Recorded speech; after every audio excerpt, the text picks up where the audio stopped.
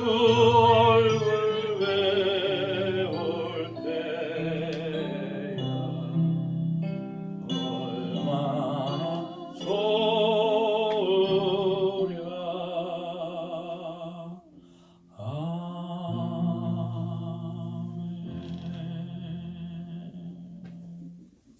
사랑하더라 사랑하는 딸아, 내 나의 큰 기쁨이며 나의 자랑이라. 그래서 나는 어제도 너와 함께 있고 지금 이 순간에도 너와 함께하며 영원토록 너와 함께한다. 주님, 신실하신 하나님을 찬양합니다. 고맙고 감사드리며 예수님의 이름으로 기도하옵나이다. 아멘. 할렐루야. 반갑습니다. 오늘 말씀은 사무엘상 23장입니다. 23장 1절부터 14절까지 말씀, 29절까지의 말씀 받기를 원합니다. 사무엘상입니다. 23장 1절부터 보겠습니다. 사람들이 다윗에게 전하여 이르되 보소서 블레셋 사람이 그일라를 쳐서 그 타작마당을 탈취하더이다 하니. 이에 다윗이 여호와께 묻자마 이르되 내가 가서 이 블레셋 사람들을 치리까. 여호와께서 다윗에게 이르시되 가서 블레셋 사람들을 치고 그일라를 구원하라 하시니. 다윗의 사람들이 그에게 이르되 보소서 우리가 유다에 있기도 두렵거든 하물며 그일라에 가서 블레셋 사람들의 군대를 치는 일이니까 한지라. 다윗이 여호와께 다시 묻자오되 여호와께서 대답하여 이르시되 일어나 그일라로 내려가라. 내가 블레셋 사람들을 내 손에 넘기리라 하신지라. 다윗과 그의 사람들이 그일라로 가서 블레셋 사람들과 싸워 그들을 크게 쳐서 죽이고 그들의 가축을 끌어오니라. 다윗이 이와 같이 그일라 주민을 구원하니라. 아히멜렉의 아들 아비아달이 그일라 다윗에게로 도망할 때 손에 못을 가지고 내려왔더라. 다윗이 그일라에 온 것을 어떤 사람이 사울에게 알리며 사울이 이르되 하나님이 그를 내 손에 넘기셨도다. 그가 문과 문 빗장에 있는 성읍에 들어갔으니 갇혔도다. 사울이 모든 백성을 군사로 불러 모으고 그일라로 내려가서 다윗과 그의 사람들을 에워싸려 하니. 다윗은 사울이 자기를 해하려 하는 음모를 알고 제사장 아비아들에게 이르되 에봇을 이리로 가져오라 하고. 다윗이 이르되 이스라엘 하나님 여호와여 사울이 나 때문에 이 성읍을 멀어라고 그일라로 내려오기를 꾀한다 함을 주의 종이 분명히 들었나이다. 그일라 사람들이 나를 그의 손에 넘기겠나이까? 주의 종이 들은 대로 사울이 내려오겠나이까? 이스라엘의 하나님 여호와여 원하건대 주의 종에게 일러 주옵소서 하니 여호와께서 이르시되 그가 내려오리라 하신지라. 다윗이 이르되 그일라 사람들이 나와 내 사람들을 사울의 손에 넘기겠나이까 하니 여호와께서 이르시되 그들이 너를 섬기리라 하신지라. 다윗과 그의 사람 600명 가량이 일어나 그일라를 떠나서 갈 수 있는 곳으로 갔더니 다윗이 그일라에서 피한 것을 어떤 사람이 사울에게 말하며 사울이 가기를 그치니라.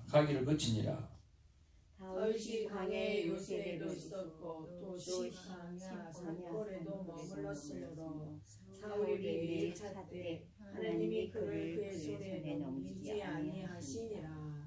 15절 말씀입니다. 다윗이 사울이 자기의 생명을 빼앗으려고 나온 것을 보았으므로 그가 십광야 숲풀에 있었더니 사울의 아들 요나단이 일어나 숲풀에 들어가서 다윗에게 이르러 그에게 하나님은 힘있게 의지하게 하였는데 곧 요나단이 그에게 이르기를 두려워하지 말라. 내 아버지 사울의 손이 내게 미치지 못할 것이요 너는 이스라엘 왕이 되고 나는 내 다음이 될 것을 내 아버지 사울도 안다 하니라. 두 사람이 여호와 앞에서 언약하고 다윗은 숲에 머물고 요나단은 자기 집으로 돌아가니라. 그때에 사람들이 기브아에 이르러 사울에게 나와 이르되 다윗이 우리와 함께 광야 남쪽 하길라산 숲을 요새에 숨지 아니하였나이까. 그러한즉 왕은 내려오시기를 원하시는 대로 내려오소서. 그를 왕의 손에 넘길 것이 우리의 의무이나 하니. 사울이 이르되 너희가 나를 긍휼히 여겼으니 여호와께서 복받기를 원하노라. 어떤 사람이 네게 말하기를 그는 심히 지혜롭게 행동한다 하나니 너희는 가서 더 자세히 살펴서 그가 어디에 숨었으며 누가 거기서 그를 보았는지 알아보고 그가 숨어 있는 모든 곳을 정탐하고 실상을 내게 보고하라. 내가 너희와 함께 가리니 그가 이 땅에 있으면 유다 몇 천명 중에서라도 그를 찾아내리라 하더라. 그들이 일어나 사울보다 먼저 시부로 가니라. 다윗과 그의 사람들이 광야 남쪽 마혼 강야 아라바에 있더니 사울과 그의 사람들이 찾으러 온 것을 어떤 사람이 다윗에게 아뢰매 이에 다윗이 바위로 내려가 마혼 항무지에 있더니 사울이 듣고 마혼 항무지로 다윗을 따라가서는 사울이 산 이쪽으로 가매 다윗과 그의 사람들은 산 저쪽으로 가며 다윗이 사울을 두려워하여 급히 피하려 하였으니 이는 사울과 그의 사람들이 다윗과 그의 사람들을 에워싸고 잡으려 함이었더라. 전령이 사울에게 와서 이르되 급히 오소서 블레셋 사람들이 땅을 침노하나이다. 이에 사울이 다윗 뒤쫓기를 그치고 돌아와 블레셋 사람들을 치러 갔으므로 그것을 셀라 하만 곳이라 칭하니라. 다 같이 다윗이 거기서 올라가서 엔게디 요새에 머무니라. 아멘. 우리 앞뒤 좌우로 인사 나누겠습니다. 사랑합니다. 반갑습니다.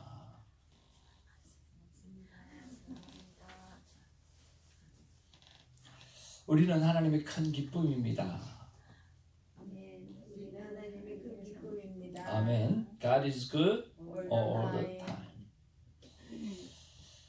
우리가 오늘도 말씀을 펴고 하나님의 사랑의 고백을 듣고 그리고 말씀 속에 사시는 말씀을 오늘도 잘 듣고 순종하는 우리가 되기를 바랍니다. 인생은 선택의 삶을 사는 것입니다. 마치 아담과 하와가 선악과와 생명나무 앞에서 고민을 하듯이 선택의 삶을 사는 것입니다. 그런 면에서 성경은 정말 수많은 사람이 선택한 삶을 기록하고 있습니다. 오늘 본문에 다윗은 2절 말씀에 보니까 이에 다윗이 여호와께 묻자와 이르되 4절 말씀에 다윗이 여호와께 다시 묻자온데 10절 말씀에 다윗이 이르되 이스라엘 하나님 여호와여 사울이 나 때문에 이 성을 멸하고 거일나로 내려오기를 꾀한다 함을 주의 종이 분명히 들었나이다 라고 하나님께서 대답하시는 내용이 나오고 12절에 다윗이 이르되 거일나 사람들이 나와 내 사람들을 사울의 손에 넘기겠나이까 하니 여호와께서 이르시되 그들이 너를 넘기시리라 하시니라.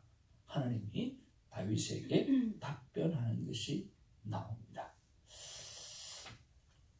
그런 것을 보면 다윗은 여쭙고 또 다시 하나님께 여쭈어 보는 그러한 모습이 오늘 기록되어져 있습니다. 그리고 다윗은 그 하나님의 말씀에 들은 대로 순종하는 모습이 나옵니다. 분명합니다. 다윗은 하나님께 묻고 있습니다. 아주 분명한 것은 하나님은 분명히 다윗에게 구체적으로 대답을 하고 있다라고 하는 것입니다. 그래서 우리의 신앙생활도 마찬가지입니다. 하나님 앞에 물어보아야 합니다. 많은 사람들이 처음에는 하나님 앞에 물어도 대답을 안 하신다라고 생각을 하고 있습니다. 그런 생각들이 있다고 보니까 보통은 미리 대답하실 리가 없는 분이시니까 묻지를 않는 것이 이미 습관화되어져 있습니다.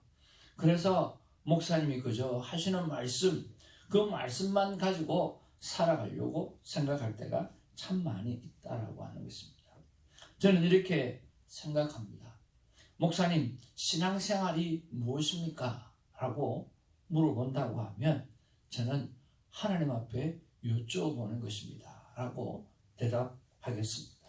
여러분, 신앙생활이 무엇입니까? 한번 따라하겠습니다. 하나님께 여쭤보는 것이다. 여러분, 신앙생활은 진심으로 하나님을 향하여 내 삶의 문제를 두고 여쭤보는 것입니다. 그리고 조금 더 철이 나면 하나님의 뜻이 무엇인지, 하나님께서 왜 나를 이 땅에 보내주셨는지 그 뜻을 여쭤보고 살아가는 것이 신앙생활이라고 하는 것입니다. 그래서 계속해서 묻고 하나님의 마음을 이해하도록 노력하면 하나님의 음성은 들려집니다. 더욱더 구체적으로 말입니다. 우리가 이런 말이 있지 않습니까? 10개를 물속은 알아도 뭐는 모른다고요? 한길 사람 속은 모른다라고 하는 말이 있습니다. 그 말은 무엇입니까? 사람의 마음을 이해하기가 정말 쉽지 않다라고 하는 것입니다. 그런데 하물며 하나님의 마음을 이해하려고 하면 쉬울까라고 하는 것입니다. 그런데 말입니다. 자꾸만 상대의 마음을 이해하려고 알아보려고 노력하니까 어떻게 생겨요? 조금씩 알게 되어지더라는 거예요. 부부도 마찬가지입니다. 부모 자식도 마찬가지입니다. 목사와 성도들도 정말 잘 모르겠습니다. 그런데 끊임없이 상대의 입장을 생각하려고 노력하니까 조금씩 이해하고 마음을 알 수가 있더라라고 하는 것입니다. 그런 면에서 하나님과 우리와의 관계도 마찬가지입니다. 처음에는 잘 모르는 게 당연합니다.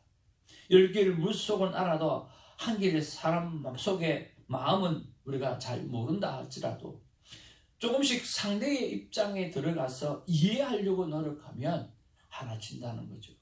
여러분, 하나님의 마음에 하나님의 입장을 생각하면서 자꾸만 생각해보는 그런 습관이 있기를 바랍니다. 그러면 조금씩 이해하시게 되어집니다. 끊임없이 하나님 입장에서 생각해보는 훈련, 그러한 노력들을 해보시기를 바랍니다. 제가 그렇게 해서 크게 은혜 받았던 것 중에 여러 가지가 있지만 그 하나만 여러분에게 말하라고 하면 이런 것들입니다.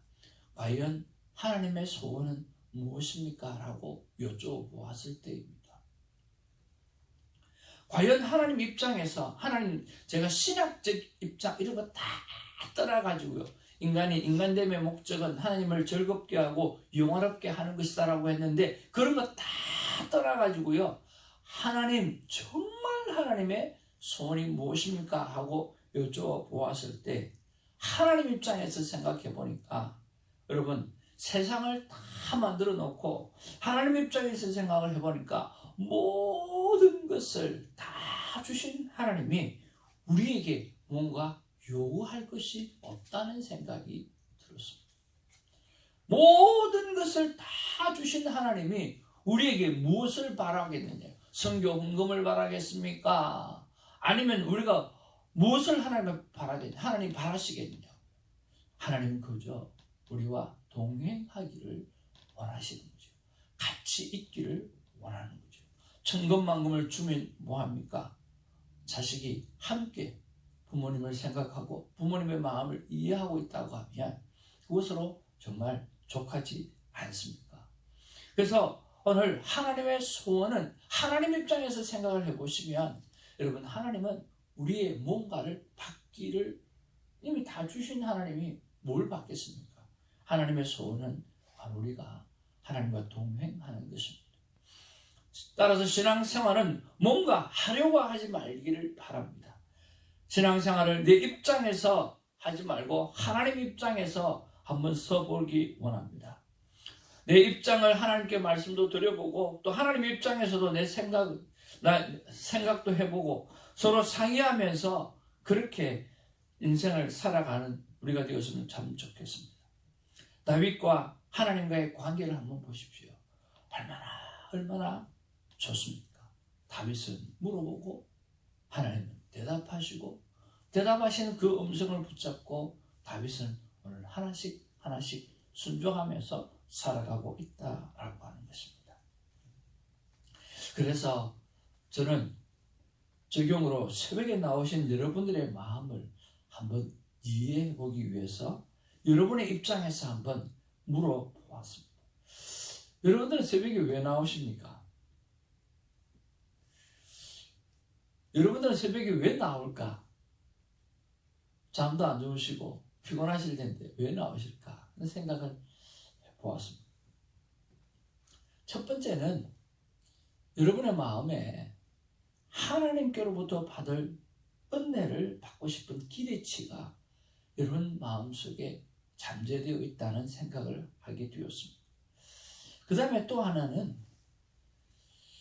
구체적으로 잡히는 것도 있을 수도 있겠지만 자신의 삶의 문제를 해결받고 싶은 그런 마음에서 새벽에 나오는 것이라고 생각이 듭니다.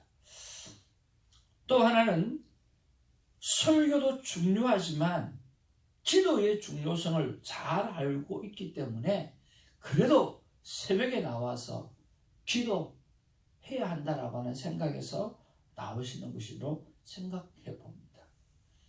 물론 설교도 참 중요하겠지만 또 혼자 기도하는 것도 중요하겠지만 함께 기도하면 서로 시너지 효과도 있고 그렇기 때문에 기도하러 나오시는 것이다 생각이 듭니다.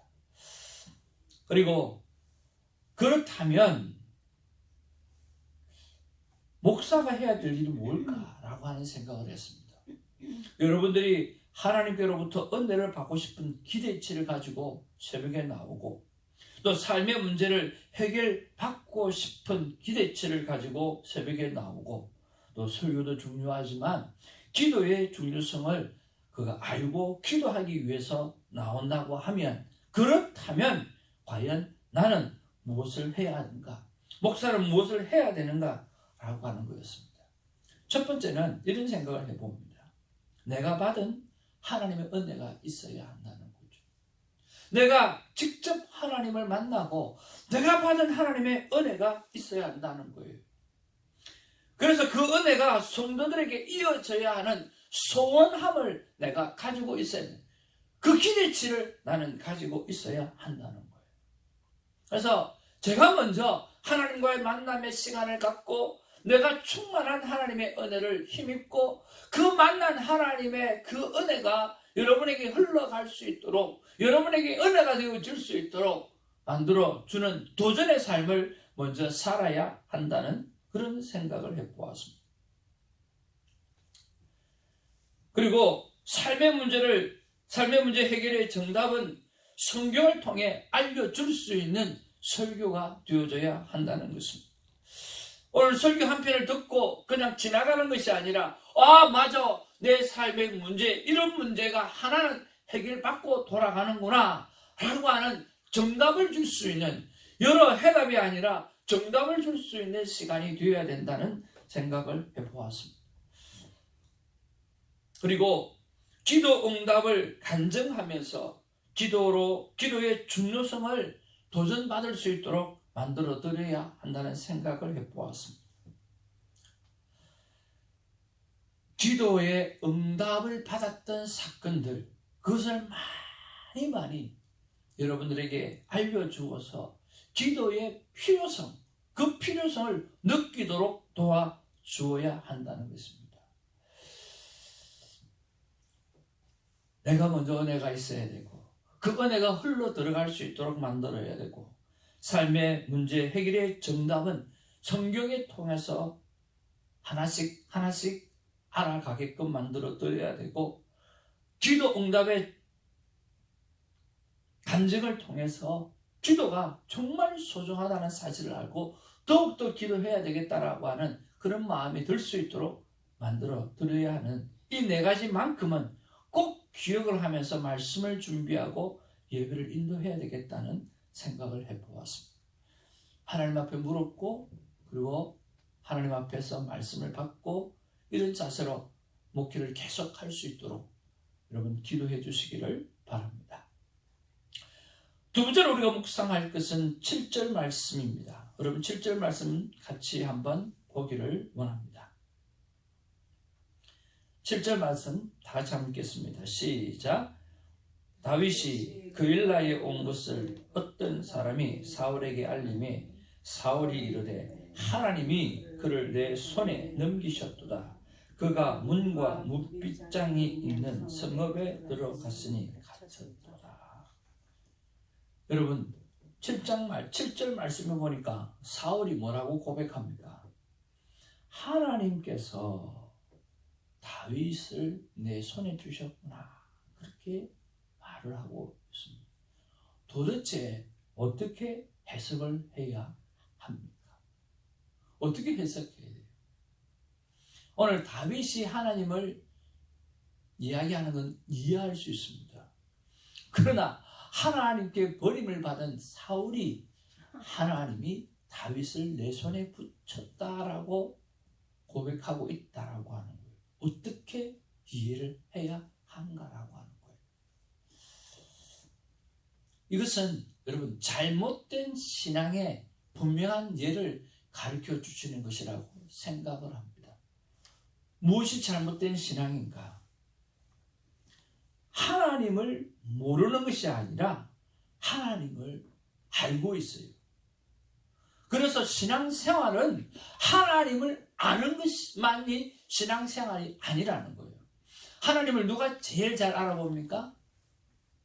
사단이 제일 잘 알아봅니다. 그래서 우리의 신앙생활이 하나님을 아는 것, 이것이 신앙생활의 목적이 아니라는 거예요. 하나님을 아는 것이 신앙생활이 아니라는 것을 여러분 깨달으시기를 바랍니다. 두 번째는 신앙생활은 사람이 하나님의 뜻을 따라야지 하나님이 사람의 뜻에 따라 이용되는 신앙생활은 아니다라고 하는 거죠. 사람이 하나님의 뜻에 따라야 돼요. 그런데 하나님이 사람의 뜻에 따라 이용되어지려고 하는 그런 신앙생활은 아니라는 거예요. 나의 필요를 위해서 하나님이 존재한다는 그러한 믿음은 잘못된 신앙이라고 하는 것입니다. 세 번째로 신앙생활이 아닌 것은 자기 욕심의 열매를 맺는 것은 신앙생활이 아니에요. 오늘 진정한 신앙생활은 성령의 9가지의 열매를 맺는 것이 신앙생활이라고 하는 것입니다. 자기만 잘 되는 것이 신앙생활이 아니라 한번 따라할까요? 모두가 잘 되는 것. 모두가 잘 되는 것이 우리의 신앙생활이어야 한다는 거예요. 그래서 여러분 하나님을 아는 것만이 신앙생활이 아니고요. 하나님이 사람의 뜻에 따라 이용되어지는 나의 필요를 위해서 하나님이 존재하는 것처럼 신앙생활하는 것은 신앙생활이 아니고요. 성령의 9가지 열매를 맺는 모두가 맺게 되어지는 그러한 신앙생활이 진정한 신앙생활인데 나의 욕심, 나의 문제 해결만을 해결하는 것이 신앙생활이 되어서는 안 된다라고 하는 거예요. 그러면 여기서 우리가 물어보아야 될 것이 있습니다. 과연 바른 신앙생활이란 무엇인가? 과연 바른 목회라고 하는 것은 무엇인가? 라고 하는 거죠. 그랬을 때 제 마음 가운데 주시는 하나님의 말씀은 어떤 것이든 묻고 성령의 9가지의 열매를 맺어가는 삶, 이것이 신앙생활이라고 하는 것입니다. 처음에 말씀드렸던 대로 진정한 신앙생활은 하나님 앞에 여쭈어 보는 것입니다. 여러분 어떤 것이든 하나님 앞에 물어보시기를 바랍니다. 그리고 오늘 순종을 통해서 저와 여러분의 마음속에 성령의 9가지의 열매가 맺혀가는 아름다운 삶이 있기를 주님의 이름으로 축복을 드립니다. 오늘 하나님께서 식사 때마다 우리가 기억하고 기억해내야 될 말씀으로 이 말씀을 주셨습니다. 다 같이 한번 읽어보기를 원합니다. 시작. 다윗처럼 너는 나에게 물으라. 내가 다윗에게 대답한 것처럼 나는 내게 대답하리라. 여러분, 오늘 성경에 다윗은 하나님 앞에 구체적으로 물어보았고, 그리고 하나님은 그 다윗에게 구체적으로 대답하고 계십니다. 사울은 하나님의 이름을 운운하지만 그것은 하나님의 이름을 핑계로 오늘 자기 삶의 욕심을 채우려고 하고 있습니다. 자신의 모든 것을 내려놓고 하나님 앞에 여쭙고, 그리고 하나님의 음성을 듣고 그저 순종의 삶을 살아내고 행복해하는 우리 모두가 되기를 주님으로 축복을 드립니다. 기도하겠습니다. 사랑과 은혜가 충만하신 아버지, 우리는 하나님 앞에 여쭈어 보는 게 참 잘 안 됩니다. 우리는 이미 뭘 하나님이 대답하시겠냐, 그러면서 아예 묻는 것 자체를 신앙생활에 하지 않습니다. 그저 기도로 내 바랄 것만, 그저 하나님 앞에 이루어달라고 비는 것만, 그런 것들만 계속하고 철없이 살아가고 있습니다. 근데 오늘 성경에 보니까 여호와께 물어보고, 여호와께 다시 물어보고, 하나님은 그 다윗에게 성실하게 구체적으로 대답하시고, 그리고 다윗은 그 말씀하신 대로 따라가는 삶을 살아들임으로 하나님이 그를 지키고 하나님이 그를 보호하고 있다라고 하는 사실을 매일 느끼며 살아가는 모습을 봅니다. 성경 속에 오늘 우리가 본 이 말씀이 진실된 말씀이라고 한다면, 우리 또한 우리의 신앙생활이 하나님 앞에 여쭈어보는 신앙생활이 되게 하여 주옵소서. 왜 새벽재단에 나와야 하는지, 왜 새벽재단에 설교라고 하는, 예배라고 하는 것을 드려야 하는지 여쭈어보고, 그리고 오늘 하루는 내가 어떻게 하나님 앞에 살아드리기를 원하는지 여쭈어보고 하나님과 동행하는 우리가 되게 하여 주옵소서. 감사하고 우리 주 예수님의 이름으로 기도하옵나이다. 아멘.